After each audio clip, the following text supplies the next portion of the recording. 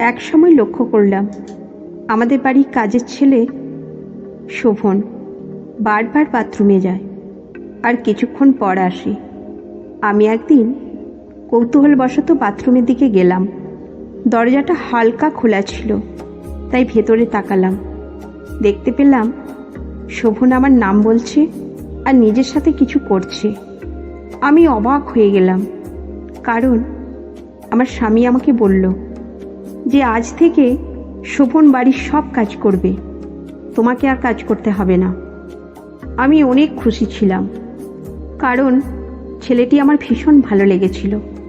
আর আমি তো আমার মনের অনেক বাসনা আমার স্বামী দিয়ে পূরণ করতে পারি না। শুধুমাত্র টাকা পয়সা থাকলেই তো সুখে থাকা যায় না। আমার স্বামীও আমাকে তেমন সুখে রাখতে পারেনি ওই সব দিক থেকে। আমি তাকে এসব কখনো বলিনি, কারণ তাহলে সে আমাকে সন্দেহ করত। আমি অনেক আগের থেকেই মনে মনে কাউকে খুঁজছিলাম, যা আজকে আমার স্বামী না জেনে নিজেই এনে দিয়েছে। আমি সিদ্ধান্ত নিলাম এই ছেলেকে আমার জীবনের অংশ করে তুলব। আমার নাম সুমি। আমি একটি সাধারণ মধ্যবিত্ত পরিবারের মেয়ে। বিয়ের পর আমার স্বামীর সাথে শ্বশুরবাড়িতে এসে উঠি। আমার স্বামী রাজেশ একজন প্রতিষ্ঠিত ব্যবসায়ী। আমাদের জীবনে আর্থিক সচ্ছলতা থাকলেও রাজেশের ব্যস্ত জীবন আমার একাকিত্বকে বাড়িয়ে তুলত। দিনের বেশিরভাগ সময় আমি একা থাকতাম। একদিন রাজেশ হঠাৎ বলল, সুমি, আজ থেকে শোভন নামে এক ছেলেটি আমাদের বাড়ির সব কাজ করবে, তোমাকে আর কোনো কাজ করতে হবে না। আমি প্রথমে একটু অবাক হলাম, কিন্তু ভেতরে ভেতরে খুশিও হলাম, কারণ শোভনকে প্রথম দেখাতেই আমার মনে অন্যরকম একটা অনুভূতি হলো।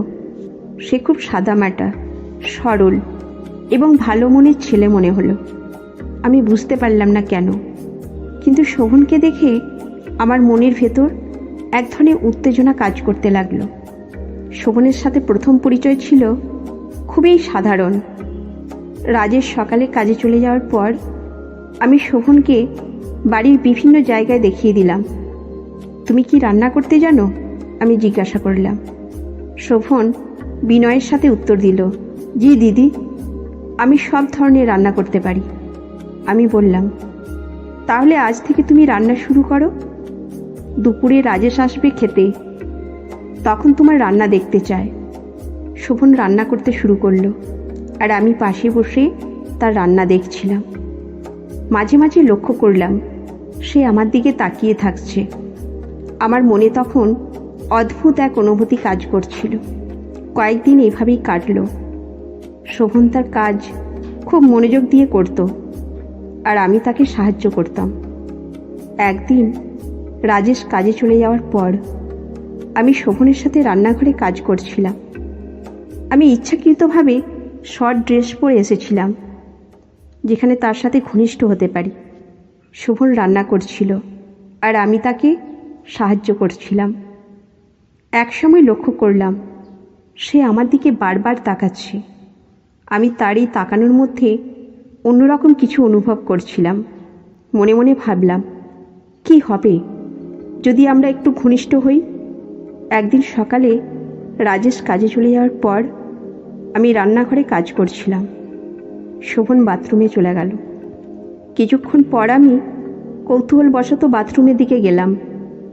দরজাটা হালকা খোলা ছিল, তাই ভেতরে তাকালাম। দেখতে পেলাম শোভন আমার নাম বলছে এবং নিজের সাথে কিছু করছে। আমি অবাক হয়ে গেলাম এবং মনে মনে খুশি হলাম, কারণ আমি এমন একটা দিনের অপেক্ষায় ছিলাম। দরজায় আওয়াজ করতেই শোভন চমকে উঠল। তুমি কি করছো? আমি জিজ্ঞাসা করলাম।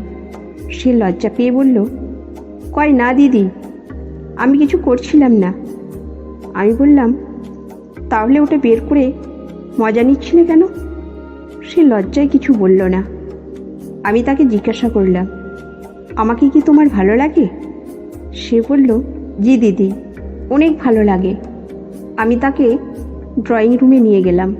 আমি বললাম, তুমি যে কাজটা করছিলে তা শেষ হয়েছে? সে বলল, না দিদি, আমি বললাম, আসো এখানে, আমি সাহায্য করছি। প্রথমে সে আসতে চাইল না, কিন্তু আমি একটু রাগ করে তাকে পাশে নিয়ে আসলাম। সে একটু বোকা ধরনের ছেলে ছিল, এই জন্যই তাকে আরও বেশি পছন্দ করতাম। তারপর আমি তার প্রতি আমার স্নেহ এবং ভালোবাসা প্রকাশ করলাম। তার প্রতিক্রিয়া দেখে আমি বিস্মিত হলাম, কারণ সে সত্যি আমাকে ভালোবাসত। আমি খুশি হয়ে গেলাম। আমার এরকম করা দেখে সে বলল, আমার বিশ্বাস হচ্ছে না যে আমি আসলেই আপনাকে এত কাছে পাব। আমি বললাম, তাহলে বলো দেখি, সত্যি কি আমাকে ভালো লাগে? সে বলল, হ্যাঁ দিদি, অনেক ভালো লাগে। আমি তখনও তাকে স্নেহ এবং ভালোবাসা দিচ্ছিলাম, এবং এক পর্যায়ে সে তার অনুভূতি প্রকাশ করল। তারপর আমি তাকে বললাম, এখন এসো, আর দেরি না করে আমাকে ভালোবাসা দিয়ে ভরে দাও। সে আর দেরি না করে আমাকে তার সকল ভালোবাসা দিতে শুরু করলো। আমার এত ভালো লাগছিল যে তা বলার মতো না। আমি মনে মনে ভাবছিলাম যে তাকে পছন্দ করে ভুল করিনি। সে আমাকে আসলে অনেক ভালোবাসে। তার ভালোবাসা দেওয়ার ধরনই বুঝতে পারলাম। এরপর থেকে আমাদের সম্পর্ক নতুন মোড় নিল। আমরা প্রতিদিন একসাথে সময় কাটাতে শুরু করলাম। শোভনের সাথে আমার সম্পর্ক গোপন রেখে আমরা একে অপরকে ভালোবাসতে লাগলাম। দিন দিন আমাদের সম্পর্ক আরও গভীর হলো। শোভনের পরিবার বলতে কেউ ছিল না, তাই সে আমাদের সঙ্গেই থাকতে লাগলো। আমরা আমাদের দেশের বাড়িতে গেলে তাকেও সঙ্গে নিয়ে যেতাম। শোভন আমাকে খুব ভালোবাসত, আমিও তাকে ভালোবাসতাম। আমরা এমনভাবে থাকতাম যেন কেউ কিছু বুঝতে না পারে। আমাদের গোপন সম্পর্কের দিনগুলো খুব সুন্দর ছিল। শোভনের সাথে সময় কাটাতে আমার খুব ভালো লাগতো। সে আমাকে সবসময় খুশি রাখার চেষ্টা করত।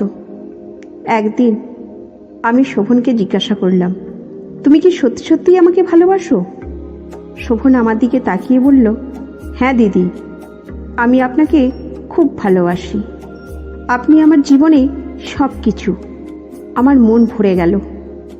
আমি জানতাম আমাদের এই সম্পর্ক কখনো প্রকাশ্যে আসবে না, কিন্তু তবুও আমি শোভনকে ছাড়া থাকতে পারতাম না।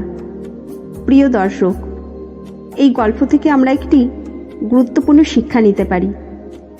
পরিবারের সদস্যদের প্রতি যত্নশীল এবং সম্মানজনক আচরণ অত্যন্ত জরুরি। সম্পর্কের ভিত্তি হল বিশ্বাস এবং খোলামেলা যোগাযোগ, যা সম্পর্ককে মজবুত করে। গৃহকর্মী সহ সবার প্রতি সম্মান প্রদর্শন করা উচিত, কারণ সকলেই সম্মানের যোগ্য। জীবনে নৈতিকতা মেনে চলা জরুরি, অন্যথায় এটি আমাদের জীবনকে জটিল করে তুলতে পারে। প্রকৃত সুখ অর্থে নয়, ভালোবাসা ও সম্মানে নিহিত। সমাজের নিয়ম মেনে চলা উচিত, কারণ গোপন সম্পর্ক কখনোই শান্তি আনে না, বরং এটি অনেক সমস্যা সৃষ্টি করতে পারে। এসব শিক্ষাগুলো আমাদের জীবনে প্রয়োগ করে আমরা আরও সুন্দর ও শান্তিময় জীবনযাপন করতে পারি। এই গল্পটি কেমন লেগেছে জানাতে ভুলবেন না, এবং আমাদের চ্যানেল সাবস্ক্রাইব করতে ভুলবেন না। ধন্যবাদ।